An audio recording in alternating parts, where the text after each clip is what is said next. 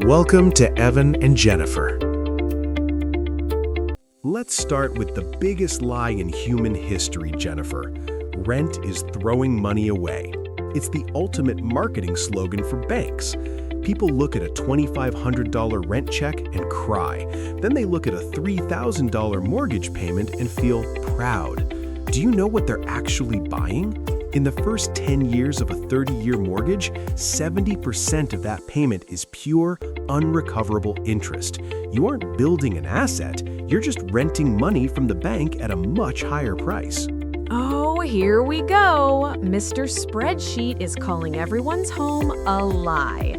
Evan, a home isn't just a line item on a balance sheet. It's a hedge against the landlord raising your rent 15% every single year because he decided he wants a new Tesla. Buying a home is about control. It's about knowing that as long as you pay that fixed rate, nobody can kick you and your kids onto the street. You call it renting money. I call it buying peace of mind. Peace of mind? Tell that to the guy whose HVAC system just blew a $12,000 hole in his savings account. When you rent, $2,500 is the maximum you pay for housing. When you own, that $3,000 mortgage is the minimum. You forgot to mention property taxes, which never end, homeowners insurance, which is skyrocketing in 2026, and the soul-crushing cost of maintenance.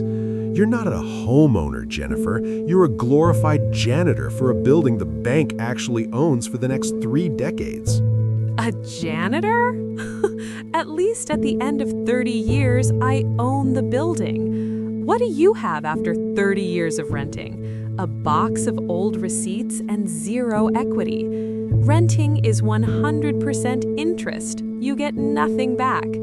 Home ownership is a forced savings account for people who don't have the discipline to invest in the S&P 500. It's the only way the average American family builds any semblance of wealth. You're telling people to stay mobile while they're actually just staying poor.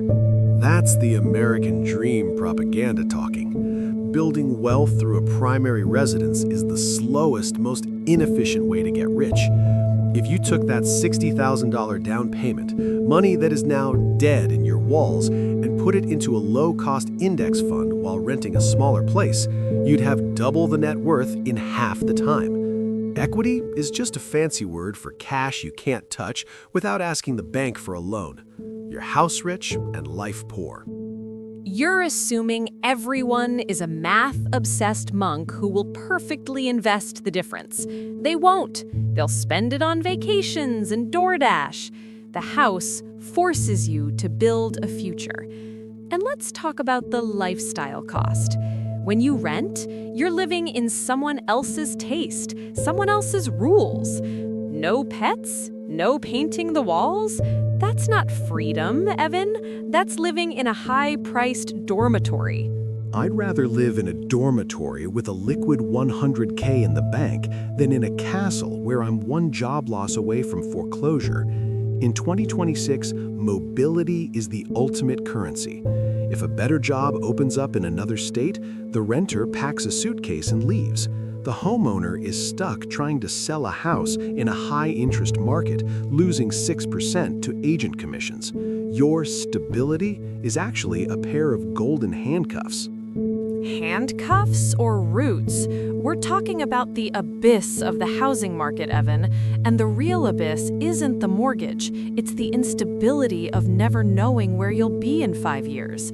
Let's get into the real numbers, because your index fund theory doesn't house a family of 4. Let's get surgical, Jenifer. You mentioned roots. I call them anchors. Let's talk about the dead capital trap. You take $100,000 for a down payment and bury it in the dirt under your house.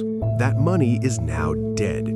It's not earning interest, it's not compounding in the market. In fact, you're paying the bank 7% interest for the privilege of keeping that $100,000 trapped. If that money were in a diversified portfolio, it would be doubling every 7 to 10 years. In your house, it's just sitting there, rotting while the property taxes eat it from the inside out. Rotting? Evan, property values have historically appreciated. That $100,000 isn't dead, it's growing in a tax-sheltered vessel. And you're ignoring the rent inflation monster. In 2026, rent is climbing faster than wages. If I buy today, my mortgage is locked in for 30 years. In 10 years, my payment will feel like a bargain while your rent will have doubled. You're trading liquidity for the certainty of being priced out of your own neighborhood. How is that smart? It's smart because of the unrecoverable cost ratio. People think rent is the cost of housing. Wrong. Rent is the maximum you pay. A mortgage is the minimum. Let's look at the hidden killers. In 2026, homeowners insurance is up 30% because of climate risk. Property taxes go up every time the city wants a new stadium. And then there's maintenance. The 1% rule is dead, Jenifer. With labor and material costs today, you're looking at 2 to 3% of the home's value every year just to keep it from falling apart. If you own a $500,000 home, that's $15,000 a year, $1,250 a month that just disappears. Poof, no equity, just keeping the roof from leaking. You talk about $15,000 in maintenance like it happens every year on January 1st. It doesn't. It's lumpy. Some years it's zero. And yes, things break, but you're improving an asset you own. When I replace the windows, the value of my house goes up. When your landlord replaces the windows, your rent goes up to pay for it. You're paying for the maintenance anyway, Evan. You're just paying for it through the landlord's profit margin. At least I'm building a legacy. You're just funding someone else's retirement. Legacy? You're building a legacy of interest payments. Let's look at an amortization schedule. On a $400,000 loan at 7%, your total interest over 30 years is nearly $560,000. You bought one house for yourself and two houses for the bank. By the time you own that legacy, you've paid almost $1 million for a property that might be worth $800,000. That's a net loss of $200,000 plus 30 years of sweat equity. Explain to me how that is a dream and not a scam. The scam is telling people they can perfectly invest their way to wealth while living in a cardboard box. Homeownership is a forced savings account. Most Americans have a net worth tied almost entirely to their home. Why? Because they have to pay the mortgage or they lose their bed. They don't have to contribute to their 401k. The house protects them from their own bad habits. And in 2026, with the way the economy's swinging, having a fixed cost roof over your head is the only real hedge against total financial collapse. A hedge that you can't eat. If you lose your job, you can't sell one bedroom to pay for groceries. You're house rich and cash poor. I've seen it 1,000 times. Families living in a $700,000 investment while they put their kids' braces on a 29% interest credit card because they have no liquidity. That's not a hedge, that's a prison with a nice lawn. Renting gives you the ultimate weapon, financial agility. If the market crashes, I can move where the jobs are. You're stuck waiting for a buyer that doesn't exist. Agility is just another word for homelessness with extra steps if you don't have a plan. You're betting on the stock market, I'm betting on the land beneath my feet. Markets fluctuate, but people always need a place to sleep. You keep your agility, Evan. I'll keep my keys. Fine, keep the keys. But don't complain when the American dream starts asking for a $20,000 roof repair and your equity is locked behind a bank's appraisal fee. Let's talk about the biggest cost of homeownership that nobody puts in a brochure: opportunity cost. We're in 2026, Jenifer. The economy doesn't move in 30-year cycles anymore. It moves in 18-month sprints.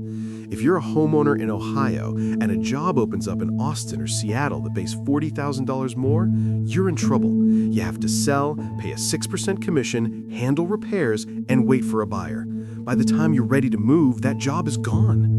Renting isn't throwing money away, it's paying for the option to pivot. The option to pivot is just a fancy way of saying you have no roots, Evan. You're acting like everyone is a 24-year-old tech bro with a laptop. What about families? What about kids in school? You think moving every 2 years for a salary bump is a strategy? It's a recipe for burnout. Stability is the foundation of career success. When I know my commute, my neighbors, and my childcare, I can actually focus on my work. A renter is always one notice to vacate away from a total life upheaval. That stress kills productivity faster than a mortgage kills a bank account. Stress? You want to talk about stress? Try being location locked when your industry gets disrupted by AI or outsourced. If you own that house, you are a hostage to the local economy. If the major employer in your town shuts down, your house value craters at the exact same time your income disappears. That's a double death blow. A renter just packs a U-Haul and follows the capital. In 2026, liquidity is safety. Being stuck in a house you can't sell is the ultimate career suicide.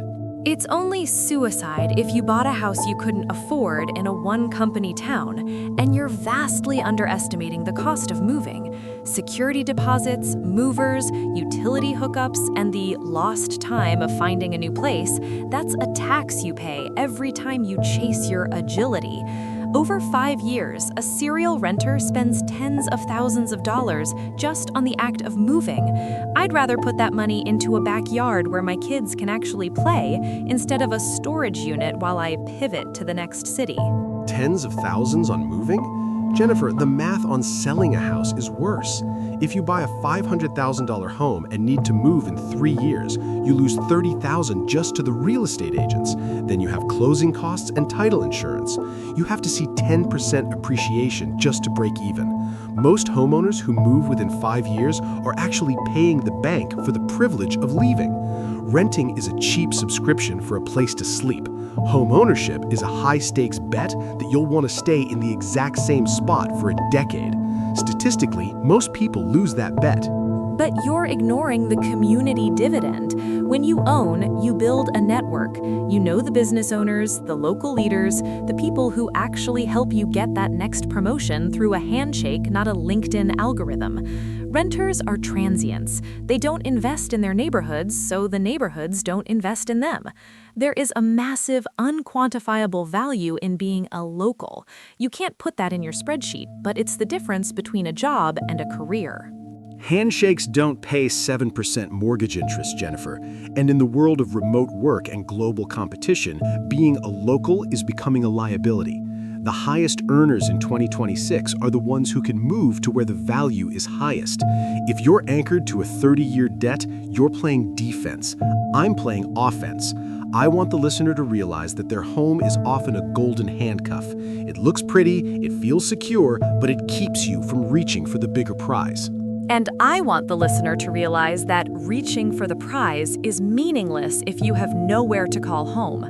You're selling a life of constant motion. I'm selling a life of actual ownership. At the end of the day, you're still asking a landlord for permission to hang a picture. I'm building a kingdom, even if I have to fix the plumbing myself. A kingdom with a moat made of debt. Enjoy your roots, Jenifer. I'll keep my wings. We've talked about the theory, Jenifer, but let's look out the window. It's 2026. Home prices are at all-time highs and mortgage rates are stubborn at 7%. Do people understand the math of a bubble? When you buy at the top of a market with high interest, you are catching a falling knife. If the market corrects by just 10% and you only put 5% down, you are underwater. You owe the bank more than the house is worth. You aren't a homeowner, you're a prisoner of negative equity. People have been screaming bubble since 2015, Evan, and guess what? The people who listened to you back then are now priced out forever. They're sitting in rented apartments watching their peers build $500,000 in equity. Waiting for the crash is a fool's game. In 2026, we have a massive inventory shortage. There aren't enough houses for the people who want them. Simple supply and demand. If you don't get in now, you might never get in. You're telling people to wait for a fire that might never happen, while they're already shivering in the cold. It's not waiting for a fire, it's refusing to walk into a furnace. Let's look at the affordability index. In 2026, the average mortgage payment takes up 45% of the average household income. That is unsustainable. History is a cold teacher, Jenifer. When people can't afford to breathe because of their housing payment, something snaps. You're encouraging people to take on a 30-year obligation at the most expensive moment in human history. That's not getting in, that's signing up for financial slavery. You're missing the inflation hedge. Yes, 7% feels high compared to the free money era, but in 2026, inflation is still eating the value of the dollar. A fixed-rate mortgage is the only way to short the dollar. As the dollar loses value, your debt effectively shrinks. 10 years from now, that expensive mortgage payment will look like a joke because the price of bread will have doubled.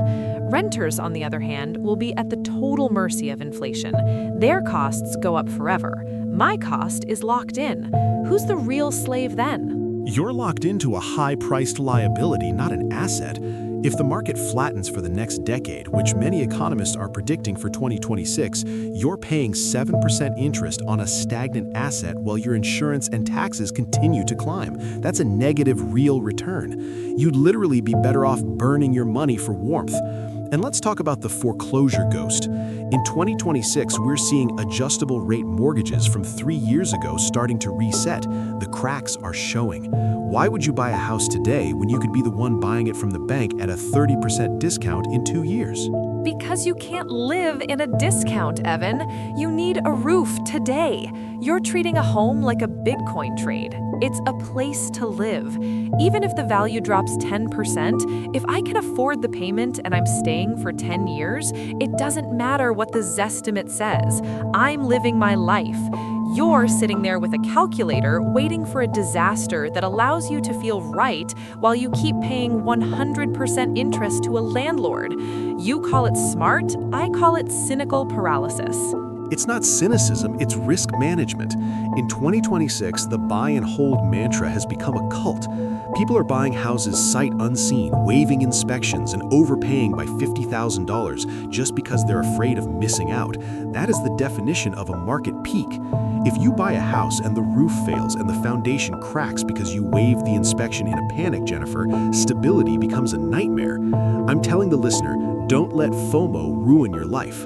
And I'm telling the listener, don't let wait and see leave you behind. The best time to buy was 20 years ago. The second best time is when you can afford the payment and you're ready to settle down. The market doesn't care about your feelings, and it certainly doesn't care about Evan's spreadsheets. It moves forward. You're either on the train or you're standing on the tracks. If the train is heading off a cliff, I'd rather be on the platform. 2026 is the year of the strategic renter. We wait, we build cash, we wait for the American dream to go on sale because everything goes on sale eventually. Enough theory. The listeners are sitting there with their bank statements, wondering if they should sign a 30-year contract or a 12-month lease. Let's give them the Zach-style decision matrix. No fluff, just the cold filters. Rule number 1, the 5-year lock. If you cannot guarantee with 99% certainty that you will live in that house for at least 5 years, you are a renter, period. If you sell before year 5, the closing costs, agent fees, and front-loaded interest will incinerate your wealth.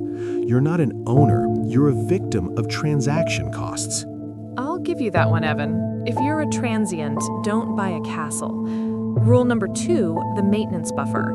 If your down payment wipes out your savings, you are not ready to buy. If you don't have a separate $15,000 house emergency fund after the closing costs, the first time the water heater leaks, you'll be right back in the credit card hell we talked about in episode 2. A house is a hungry beast. If you can't feed it, it will eat you. Rule number 3, the 25% net threshold. This is where most people fail. Your total housing cost, mortgage, interest, property taxes, and insurance must be less than 25% of your take-home pay, not your gross income, your actual cash in hand. If the bank says you can afford 45%, they are lying to you so they can collect more interest. They want you house poor. If you can't hit 25%, you're not investing, you're gambling with your survival. And rule number 4, the identity test.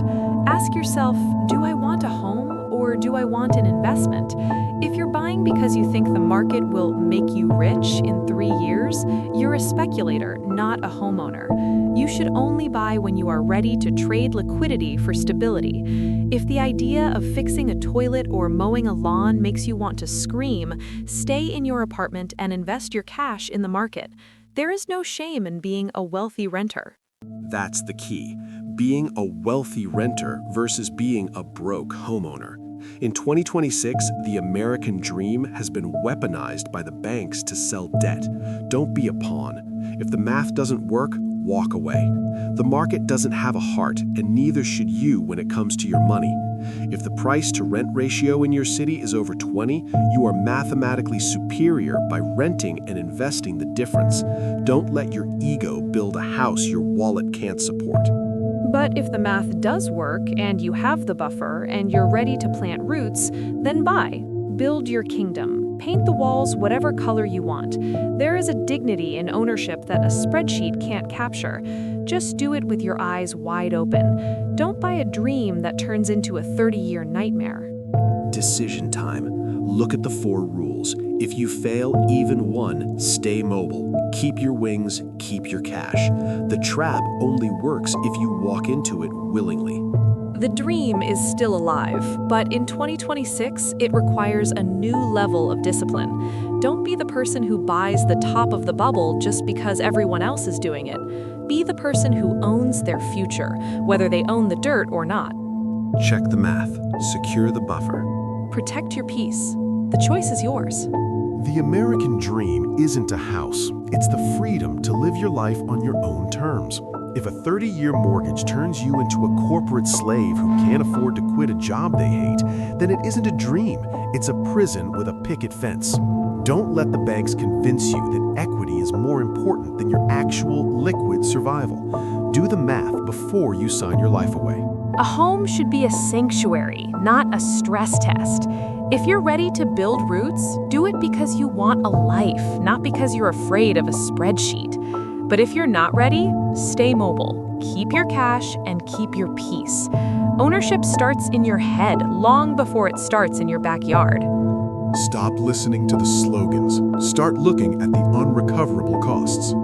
Your home is where you make it, not where the bank tells you to stay. Build wealth, not debt. Stay free.